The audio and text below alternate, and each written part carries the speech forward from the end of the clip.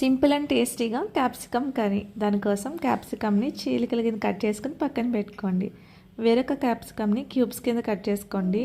ఒక పెద్ద ఉల్లిపాయని చిన్న చిన్న ముక్కల కింద కట్ చేసుకోండి. నెక్స్ట్ వేరొక ఉల్లిపాయని కూడా క్యూబ్స్ కింద కట్ చేసుకుని పక్కన పెట్టుకోండి. కడాయిలో కొద్దిగా ఆయిల్ వేసుకుని కట్ చేసినటువంటి ఆనియన్ అండ్ క్యాప్సికమ్ క్యూబ్స్ వేసుకుని 2 నిమిషాల పాటు ఫ్రై చేసి పక్కన పెట్టుకోండి. అదే కడాయిలో కొద్దిగా జీలకర్ర, అల్లం వెల్లుల్లి పేస్ట్ వేసి పచ్చివాసన పోయే వరకు ఫ్రై చేయండి. నెక్స్ట్ ఆనియన్ ముక్కలు వేసి బాగా ఫ్రై చేసిన తర్వాత అందులో కొద్దిగా పసుపు, కారం, గరం మసాలా పౌడర్ వేసి బాగా ఫ్రై చేయండి. నెక్స్ట్ కట్ చేసినటువంటి టమాటో ముక్కలు, క్యాప్సికమ్ ముక్కలు వేసి కొద్దిగా సాల్ట్ వేసి బాగా కలుపుకొని మూత పెట్టి లో ఫ్లేమ్లో మగ్గించండి. ఇవి బాగా మగ్గిన తర్వాత 1/2 కప్ వరకు పెరుగు వేసి తరకలు లేకుండా బాగా కలుపుకుని అందులో సరిపడా వాటర్ వేసి కొద్దిగా సాల్ట్ వేసి కర్రీని ఉడికించండి.